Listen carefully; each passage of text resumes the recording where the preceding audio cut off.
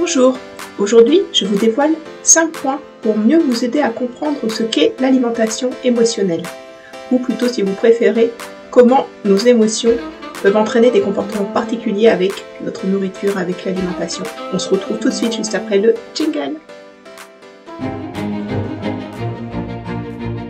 Cette vidéo me tient particulièrement à cœur parce que depuis toujours, l'alimentation et les émotions ont toujours été un sujet qui m'a beaucoup préoccupée, voire perturbée. Arrivé à l'âge de faire des études, j'ai fait une bonne partie de mes études au niveau de la faculté de médecine de Nancy, où j'ai pu travailler sur la prévention et la santé, et notamment sur justement ce qui était lié autour de l'alimentation. Le rapprochement avec les émotions s'est vite fait entendre, parce que si on veut traiter véritablement toutes les problématiques liées à l'alimentation, il est nécessaire aussi de comprendre ce qui se cache derrière tout ça et le pourquoi on a certaines difficultés alimentaires, certaines prises de poids particulières, ou alors à l'inverse certaines difficultés à s'alimenter. Donc le rapport alimentation et émotion a vraiment tout son sens, et trop souvent on ne le connaît pas. Et du coup, cette vidéo, elle a vraiment cette vocation-là, essayer de faire un petit peu la lumière sur ce sujet extrêmement perplexe. Et depuis le plus jeune âge, on voit déjà des troubles alimentaires sur les tout petits, alors qu'il y a déjà ce souci finalement alimentaire et émotion qui apparaît. Donc c'est bien propre à l'homme, cette problématique-là, d'avoir l'alimentation en lien avec nos émotions. Mais c'est extrêmement complexe pour en faire la lumière. Alors si après cette vidéo, vous avez un petit peu plus d'éclairage, je pense que ça pourra vous accompagner aussi dans votre quotidien et vous permettre d'avancer sur vos propres problématiques émotionnelles et alimentaires. Alors qu'est-ce que c'est l'alimentation émotionnelle? On l'appelle aussi le stress eating. Ça consiste à manger sans avoir vraiment faim, juste pour apaiser une émotion ou encore pour combler un vide existentiel, de manière consciente ou la plupart du temps aussi inconsciente. Cette faim émotionnelle a tendance à se manifester brutalement et à être ressentie comme urgente. C'est un fléau qui concerne vraiment la population mondiale. Quelles en sont la cause? La faim émotionnelle peut être déclenchée par de nombreux facteurs.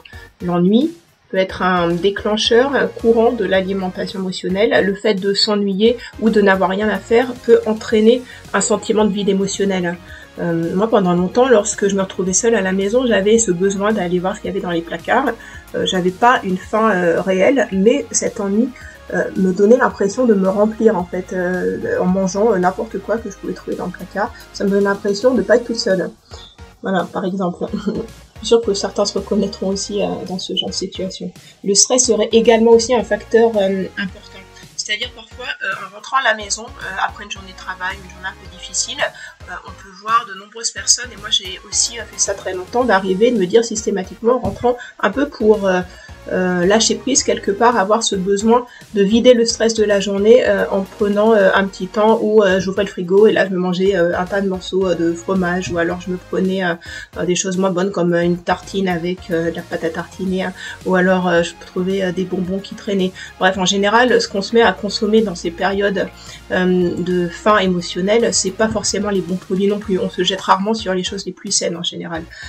Parce que justement ce côté stress arrive à être rassuré quelque part parce qu'on va réussir à boire ou à manger, et des habitudes qu'on se donne, des rituels finalement qu'on installe dans nos vies qui vont souvent faire plus de mal que de bien, avec des rituels qu'on instaure et des habitudes qu'on donne qui peuvent amener au fur et à mesure à des vraies dépendances. D'où l'intérêt d'en avoir conscience, parce que par exemple quand on rentre aussi du travail, on se dit tiens, pour décompresser je vais me servir un verre de vin ou alors je vais prendre autre chose qui va finalement être au fur et à mesure une addiction. On va plus pouvoir se rendre compte au fur et à mesure que le temps passe que ce petit temps qui nous permettait d'être une décompression à un moment sans stress finalement devient une habitude, une routine qui nous devient nécessaire, et après on n'arrive plus à se dépasser, arrêter de manger par exemple notre petit bout de chocolat systématiquement le soir parce qu'on se pose et que du coup on devient addict au chocolat, ou on devient addict à notre apéritif, ou on devient addict à notre notre paquet de bonbons par jour, ou voilà, beaucoup de moments où on va se mettre en place des rituels qui ne seront pas forcément favorables à notre propre santé, et tout ça, si on le fait de façon consciente, ça peut changer la donne. Donc ça, c'est quelque chose à avoir en tête. Ces petits rituels où notre alimentation émotionnelle va être mise en avant, l'idée, c'est de reprendre de la conscience sur ce qu'on mange ou ce qu'on boit. Alors vous pourrez me dire, c'est bien facile de prendre conscience de cette faim émotionnelle, mais pour ça, comment on fait? Déjà, il faudrait aussi savoir ce que sont les émotions. C'est-à-dire que les émotions, c'est ce qui nous murmure à l'intérieur de nous, un secret, ce secret qui nous dit qu'on a besoin de quelque chose. Ce quelque chose, ça peut être plusieurs choses, ça peut être de la colère, ça peut être de la frustration, ça peut être de la joie, ça peut être de la nostalgie. Bon, bref, ce sont des choses qui sont à l'intérieur de nous, qui passent, qui se promènent, c'est un mouvement en fait, l'émotion, et ça nous donne un message. Pour ça, il faut savoir si par exemple on est en colère et qu'on a besoin, mettons, de justice, d'être respecté, si c'est plutôt une frustration et qu'on a un besoin d'aide, un besoin de repos, si on est dans cette émotion de joie parce que notre cœur est rempli de joie et qu'on a besoin de profiter de moments tranquilles, des moments de sérénité. Bref, les émotions ont toujours un sens et trop souvent, on n'a pas très envie de les voir réellement. Donc cette faim émotionnelle, elle est différente évidemment de la faim physiologique parce que la faim physiologique, elle arrive graduellement au fur et à mesure. On va sentir qu'on a une vraie faim et qu'on a besoin de s'alimenter pour se nourrir, prendre de l'énergie pour repartir. La faim émotionnelle, elle est différente parce qu'elle répond justement à cette émotion qu'on n'a pas bien su voir et qu'on n'a peut-être pas envie de voir plutôt. Et cette faim émotionnelle, si on n'y fait pas attention, ça va nous donner ces habitudes qui vont nous enfermer dans quelque chose. Alors il faut du coup vous poser les bonnes questions pour savoir si vous vous ennuyez par exemple, ou si vous êtes en colère, ou si vous êtes stressé, si vous êtes fatigué, si vous êtes épuisé. Parce que la première des choses à faire, ça va être d'accueillir cette émotion. D'abord l'identifier, puis ensuite l'accueillir, pour voir les différents moments, à quel moment vous vous ennuyez, qu'est-ce que vous pouvez faire si vous vous ennuyez, au lieu de vous jeter sur les choses à manger, qu'est-ce que vous pourriez faire d'autre? Si par exemple vous êtes stressé, vous avez envie de décompresser, au lieu de vous jeter sur quelque chose à boire ou à manger, qu'est-ce qui pourrait remplacer tout ça? Alors, comment apprendre du coup l'alimentation émotionnelle en 5 points et pouvoir avoir plus de conscience là-dessus? Donc souvent les émotions derrière la prise alimentaire ne sont vraiment pas claires. Et moi il m'a fallu vraiment des années pour faire la lumière là-dessus.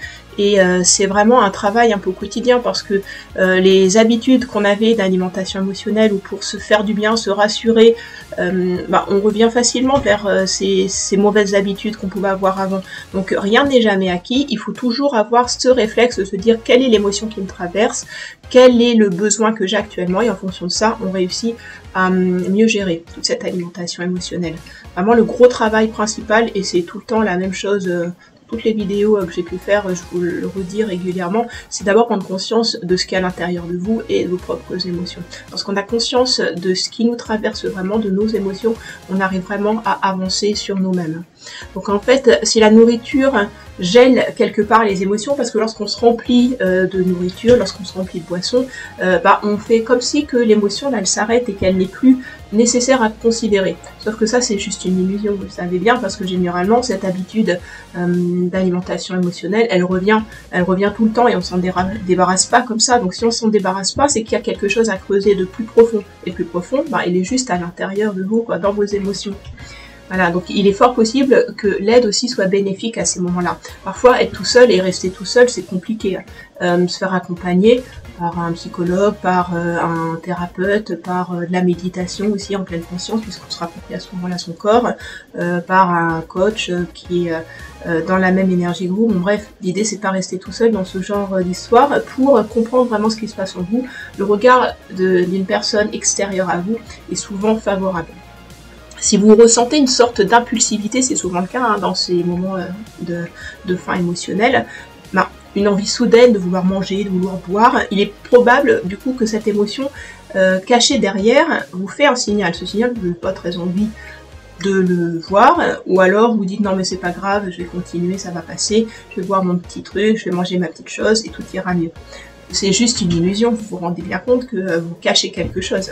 C'est difficile en général de regarder en face nos propres douleurs, nos propres traumatismes qui remontent parfois bien loin. C'est pas forcément quelque chose de maintenant, ça peut être lié à la petite enfance, à un moment proche, à un moment plus loin. Bon, vraiment c'est complexe, on est très complexe en tant qu'être humain. Et on n'a jamais fini de se comprendre. Donc pour avoir une majorité des gens, à force de pouvoir voir autour de moi et puis sur moi-même également, ce qui est très accessible et facile à consommer, sans avoir un impact sur notre entourage, on a vite tendance à pouvoir se jeter sur tout, et puis comme ça, on passe à autre chose. Le passer à autre chose, ça va un moment, jusqu'à un moment donné où on se sent tellement pas bien tout au fond de notre cœur ou dans notre vie, où là on a besoin de réagir. Pendant des années, moi j'en ai vraiment perdu des années. Il a fallu vraiment beaucoup de temps avant que je me rende compte qu'il fallait que je me dise stop autour de cette alimentation émotionnelle pour aller de l'avant et trouver enfin qui j'étais. À partir du moment où j'ai compris quelle personne j'étais au plus profond de moi-même et que j'ai accepté les émotions qui étaient en moi, j'ai pu avancer. Sans ce travail-là, effectivement, on reste dans une routine qui n'est pas très saine, voire malsaine et destructrice, et on n'avance pas. À un moment donné, il faut savoir ce qu'on veut. Soit on a envie d'avancer vraiment parce qu'on sait que ça va être mieux pour notre esprit, pour notre corps et pour notre santé, ou alors on se dit on continue comme ça et on verra bien. Voilà, ça c'est vraiment un choix à un moment donné et une question à se poser vraiment, et à être sincère avec soi-même. Si vous sentez du coup que vous perdez le contrôle lors de la prise alimentaire et que vous sentez que vous mangez au-delà de ce que vous auriez besoin, il est fort probable que vous allez continuer comme ça très longtemps pour calmer cette émotion. C'est comme quand il y a un petit enfant qui, pour le calmer quand il nous fait une grosse colère, on lui dit bah, tiens, prends un paquet de bonbons, ça va te faire du bien. Ah oui, c'est sûr, ça te calme un moment, c'est pas pour ça qu'il n'existe plus après que sa colère n'existe plus. Et ben là, quand on fait ce genre de choses avec nous-mêmes et qu'on mange ou qu'on boit n'importe quoi, pour calmer notre émotion, c'est juste le même résultat. Donc si vous sentez que vous mangez par automatisme, que vous buvez des choses par automatisme, c'est là un signal d'alerte qui est sur votre propre tableau de bord intérieur qui vous dit attention, il y a une émotion à traiter, prends-en conscience, évite d'aller trop loin. Chaque personne est différente et chacun a son histoire, avec plutôt un aliment ou un autre, une boisson ou une autre. Et c'est cet aliment qui va être choisi, cette boisson qui va être choisie, qui va réconforter. C'est une sorte d'effet doudou un petit peu. Et vous pouvez d'ailleurs explorer si vous mangez le même genre d'aliment, si vous êtes stressé, du coup si vous êtes triste, si vous êtes en colère, ben souvent cet aliment il vous fera du bien. De façon provisoire, temporaire et pas profonde, mais vous avez ce sentiment-là. Si vous sentez que vous mangez des aliments généralement plutôt trop gras, trop sucrés, trop salés, sans faim, et puis sans faim, c'est-à-dire sans jamais vous arrêter, vous pourriez en manger, en consommer pendant longtemps, bah souvent ces aliments viennent apaiser l'émotion, ils servent à vous remplir, et du coup vous n'êtes plus seul, vous vous sentez détendu, parce que souvent c'est des aliments qui vont mettre en avant certaines choses qui vont enlever le stress en fait, tout simplement. On parle souvent du concept du comfort food, c'est-à-dire parce que ces aliments, dus à leur composition nutritionnelle, ont un impact sur les émotions et offrent un plaisir qui sert à divertir un petit moment lorsqu'on les consomme. C'est beaucoup le cas pour tout ce qui est très gras, très sucré, tout ce qui est par exemple les gâteaux apéritifs, les chips, le chocolat, les bonbons, les sodas, l'alcool, tout ça c'est des choses qui vont donner cette illusion pendant un moment de bien-être, mais finalement c'est pas la réalité. C'est vraiment une prise de conscience à la base. Diminuer les excès alimentaires dus aux émotions peut s'avérer difficile, et avec les bons outils on peut s'en sortir. Moi je vous assure que je suis sortie de ça parce que j'ai à un moment donné vraiment mis de la conscience sur tout ça, et je me suis fait accompagner, parce que tout seul ça c'était clairement je pense pas possible, ou alors j'aurais mis encore plus d'années. Mais le temps passe et les années sont précieuses, et c'est dommage de passer autant d'années à réfléchir sur des choses où finalement on n'a pas complètement la main. Pas parce qu'on est nous-mêmes, avec nous-mêmes, qu'on réussit à avoir la main sur tout. Donc le regard d'autres personnes qui savent nous regarder avec un regard bienveillant et nous accompagner peut vraiment nous amener à changer nos habitudes, transformer notre vie et nous rendre finalement plus épanouis. Donc j'espère que cette vidéo aura un petit peu éclairci tout ce qui est alimentation émotionnelle, que vous pourrez mieux considérer vos émotions pour aller de l'avant. Si cette vidéo vous a plu et vous a permis de gagner en valeur personnelle, n'hésitez pas à liker, à vous abonner surtout à cette chaîne, et profitez aussi de la masterclass que je vous ai préparée. Il suffira tout simplement de cliquer en dessous de cette vidéo sur le lien que je vous transmets.